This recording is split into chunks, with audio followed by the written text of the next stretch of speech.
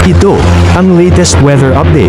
Alamin ang pinakasariwang ulat panahon ngayon dito sa Information TV Educational Channel. Patuloy nating minomonitor yung low pressure area na huli nating namataan na sa 55 kilometers south-southeast ng Cuyo sa bahagi naman ng Palawan. Sa ngayon po, maliit pa rin yung chance na ito ay maging bagyo. Mas nakikita nga natin yung posibilidad na ito ay malusaw kapag ito ay nasa may West Philippine Sea. Bagamat pwede pa rin magbago yun, patuloy nating monitor itong low pressure area na nasa may bahagi ng Palawan. Kikilos patungo dito sa may northern part ng Palawan. At dahil dito, asahan pa rin ng mga kababayan natin, lalong-lalo na sa may bahagi ng Palawan, Visayas, bahagi ng Mimaropa, gayon din sa Bicol region, ilang bahagi ng Calabarzon, partikular na itong mga lalawigan ng Batangas at Quezon na makararanas pa rin ng maulap na kalangitan na may mga pag-ulan dulot ng low pressure area. Samantala, ang nalalabing bahagi ng ating bansa, ang Luzon, gayon din dito sa Mindanao, ay makararanas naman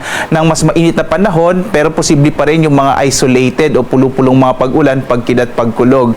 Ngayong nasa buwan na nga tayo ng Mayo at patungo na tayo sa panahon ng tag-ulan, lalo na pagdating ng mga katapusan ng Mayo hanggang mga unang linggo ng Hunyo, asahan nyo po ang mas malaking tsansa o mas mapapadalas na yung mga localized thunderstorms natin sa hapon hanggang sa gabi. Ito yung mga pagkidlat, pagkulog na tumatanggal ng mga 30 minutes up to 1 hour. Magbibigay naman tayo ng mga thunderstorm advisories through our iba't iba pong mga social media platforms para magbigay ng update kung anong lugar magkakaroon ng mga thunderstorms.